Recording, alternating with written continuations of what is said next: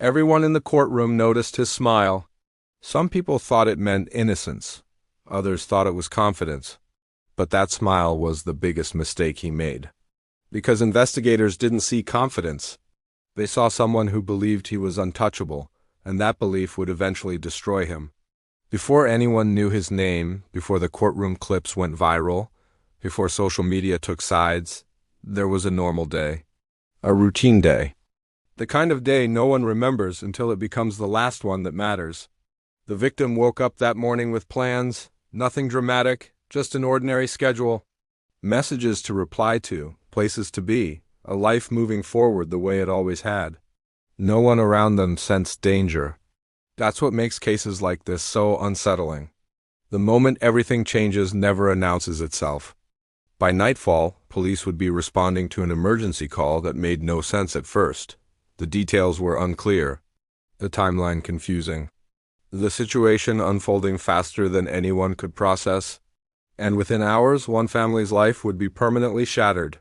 When investigators arrived at the scene, they immediately knew this would not be simple. There were no obvious answers, no clear explanation waiting to be uncovered. Just fragments of information that refused to line up. Witness accounts conflicted, timelines didn't match. Nothing pointed clearly in one direction. At first, there wasn't even a suspect. But as detectives began retracing the hours leading up to the incident, one name kept quietly resurfacing. A teenager, a high school student. Someone who, on paper, did not fit the picture at all. He came from an ordinary American community. No criminal record, no violent past, no reputation for trouble.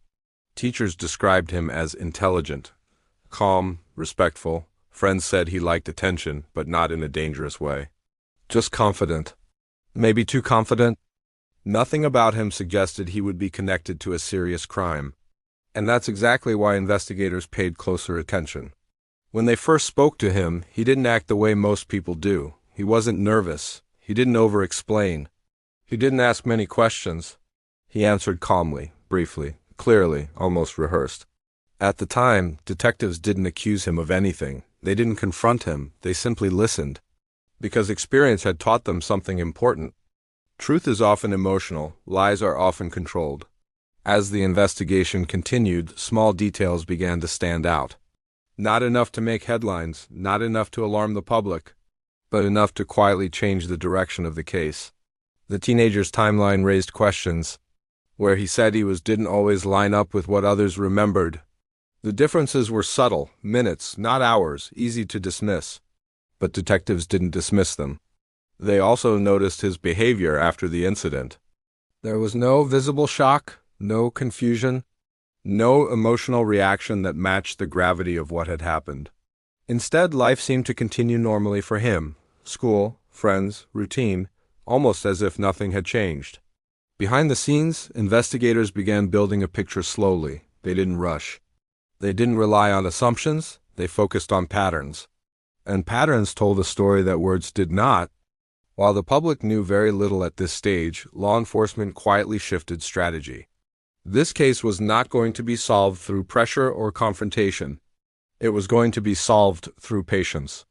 And data. Modern investigations in the United States are shaped by something criminals often underestimate: digital footprints. The silent records created by everyday life. Phones, apps, signals, timestamps. Things people forget about because they feel invisible. Investigators hadn't looked at the phone yet, not seriously. Not in a way that mattered. Because at first, it didn't look useful. The early data appeared ordinary, routine movements, familiar locations. Nothing that screamed guilt. For a moment, even detectives wondered if they were chasing the wrong lead. And that uncertainty nearly changed everything. As days passed, pressure mounted quietly. The victim's family waited. They asked questions no one could answer yet. Every day without clarity felt heavier than the last. To them, time stood still. To investigators, time was being measured differently.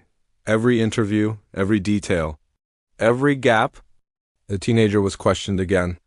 Once more he remained calm, too calm. He maintained eye contact. His answers came quickly. He didn't hesitate. He didn't contradict himself. To an untrained observer, he looked cooperative, honest even.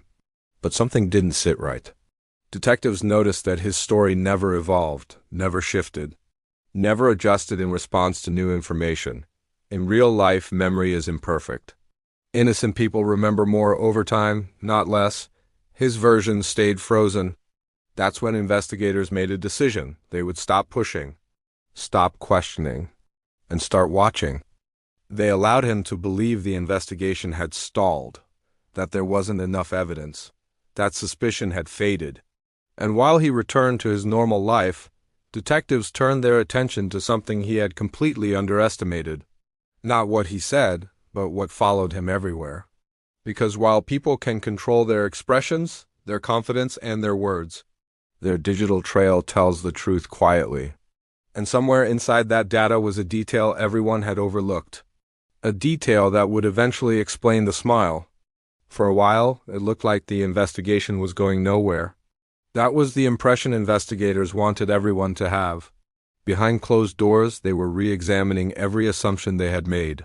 Because one uncomfortable possibility had started to form. What if the teenager wasn't involved at all? What if his calm behavior was being misread? Cases have collapsed for less. The early digital data didn't help much. Location points were broad. Movement patterns appeared ordinary. Nothing screamed intent. Nothing placed him directly at the center of the crime. Even some investigators began to doubt their instincts. And that doubt mattered. Because when cases rely too heavily on suspicion instead of proof, they fail in court. So detectives stepped back and started over. They rebuilt the timeline from scratch. Not starting with the crime, but with the hours before it. What the teenager did, where he went, who he interacted with. What devices he used without thinking about it. Slowly, the noise faded. And something subtle emerged. Not a location. Not a message. A gap. There was a period of time where his phone appeared unusually quiet. No app usage, no outgoing activity. No movement updates that normally appeared every few minutes. At first, it looked meaningless. Then investigators asked a different question. Why would a phone suddenly go silent during the exact window everyone was trying to understand? Phones don't just stop reporting data, not unless something interrupts them. That interruption became the center of the case. Detectives examined the technical logs more closely. Not just where the phone was, but how it behaved. Signal strength, tower handoffs, background processes. What they found didn't prove guilt, but it proved something was being hidden. The teenager was brought in again. This time, the questions were different.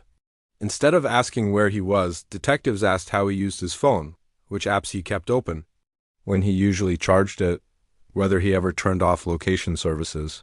He answered confidently, too confidently. He didn't pause to think, didn't hesitate, didn't say he wasn't sure. He answered like someone who had already planned what to say. That confidence worked against him. Because technology doesn't care how convincing someone sounds. As analysts continued working, a clearer pattern began to form. The phone's silence wasn't random. It lined up with a specific action, one that most people never consider important. A setting change. Something that could be done in seconds. Something easy to forget later. Something that suggested awareness, not accident. Still, the data alone wasn't enough. Prosecutors knew this case would be torn apart if they relied on interpretation. They needed confirmation, something external, something that couldn't be explained away. That confirmation came from an unexpected place, not a witness, not a confession, but infrastructure, traffic systems, network records, passive data created by moving through the city, signals exchanged between devices that weren't even his. When these records were layered together, the quiet gap in his phone activity suddenly made sense. He hadn't disappeared. He had passed through a place he claimed he never went. And the timing was exact. For the first time, investigators felt certainty replacing doubt, but they didn't celebrate. They waited, because cases aren't won by knowing the truth. They're won by proving it clearly. As the evidence grew stronger, the teenager's behavior stayed the same. Calm, controlled, unbothered. He returned to school, socialized, smiled in public. He believed the investigation had lost momentum. That belief would later become his undoing. Months later, when the case finally reached court, the public saw only fragments, short clips, edited moments, smiles without context. The courtroom filled quickly. The victim's family entered quietly, carrying years of unanswered questions with them. Then the teenager walked in. Once again he smiled. To many watching it looked like confidence, to others arrogance. To investigators it looked like someone who still didn't understand what had been built against him. The prosecution did not begin with the digital evidence. They began with normalcy. They showed routines. Daily habits, ordinary movement, a life unfolding the way life usually does. The jury relaxed. Then they introduced disruption. Small inconsistencies. Minor timing differences. Nothing dramatic, just enough to suggest something didn't fit perfectly. The defense responded confidently. They dismissed the inconsistencies, argued coincidence, suggested overanalysis, and for a moment it worked. The case felt fragile. Then the prosecution paused. They told the court that they were not asking the jury to trust technology blindly. They were asking them to understand it. They explained how digital silence works, how phones behave when settings are changed, how gaps are created. Still, no full reveal, not yet. Because the most important detail hadn't been shown, the detail that would turn confidence into panic, the detail hidden inside that silent gap. And when it finally appeared, it would explain not just where the teenager was, but why he believed no one would ever prove it. The prosecution waited until the courtroom felt comfortable. That was intentional. They wanted the jury to believe they had already seen everything important, that the case was technical, complicated, and fragile, that reasonable doubt might actually exist. Then they asked for permission to show one final element. Not evidence, context. They explained that throughout the investigation, one assumption had dominated every discussion. That the teenager believed technology could be controlled, that by creating a gap, by silencing his phone, he had erased his presence.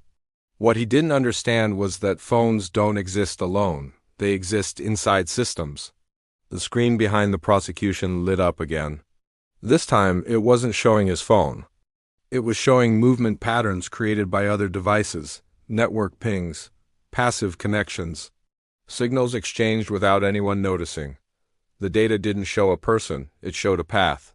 A path that passed through a location the teenager had repeatedly denied ever visiting. A place he described as impossible to reach during the time in question. The timestamps appeared. Minute by minute, second by second. The margin for error was almost non-existent. For the first time since the trial began, the teenager's expression changed. The smile disappeared, his shoulders tightened. His eyes locked onto the screen. He leaned forward, no longer relaxed, no longer confident.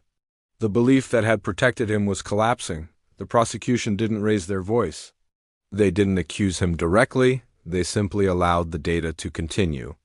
They explained the silent gap, how it wasn't absence, it was action, a deliberate attempt to disappear, and how that attempt created a pattern more suspicious than constant tracking ever could.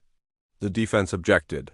They argued interpretation, suggested coincidence, claimed technical uncertainty. But the system records didn't change. The path didn't move. The timing didn't shift. Every attempt to introduce doubt ended at the same conclusion. He was there. When the final explanation ended, the courtroom stayed silent. No reactions. No whispers. The victim's family sat still, gripping each other's hands. They had learned long ago not to react to hope too quickly. The judge allowed a recess. When proceedings resumed, closing arguments were brief. The prosecution reminded the jury that this case was never about behavior, not about smiles, not about calmness, not about confidence. It was about choice. The choice to believe control meant safety. The choice to underestimate systems designed to record reality. The choice to think silence meant invisibility. The defense urged caution. They spoke about youth, about mistakes, about the weight of consequences. But the evidence had already spoken. When the jury retired to deliberate, the weight felt heavier than before. Not because of uncertainty, but because of inevitability. Hours later they returned. The courtroom rose. The verdict was read, guilty. There was no outburst, no dramatic response. Just a quiet shift in the air, a release of something that had been held for years. One member of the victim's family closed their eyes. Another wiped away tears without sound. They had not come for revenge, they had come for truth. The teenager stood motionless as sentencing followed. The confidence that once defined him was gone, replaced by stillness, by the understanding that no amount of control could undo what had already been recorded. As he was led away, no one spoke. Outside the courtroom, reactions spread quickly. Headlines focused on the smile, on the moment it vanished, on how confidence had misled so many people watching from a distance, but investigators focused on something else. The lesson: that danger doesn't announce itself, that intelligence doesn't equal foresight, and that believing you are untouchable is often the first mistake. This case became a reminder across the United States that modern justice is quiet. It doesn't rely on emotion, it doesn't need confession. It waits. Phones remember what people forget. Systems record what people try to erase, and silence often leaves the loudest evidence behind. The victim's family left the courthouse the same way they entered it, quietly, together, their loss unchanged, but their questions finally answered. For everyone else watching, the story carried an unsettling truth. Confidence is not innocence. Control is not protection. And calm behavior is not proof of anything.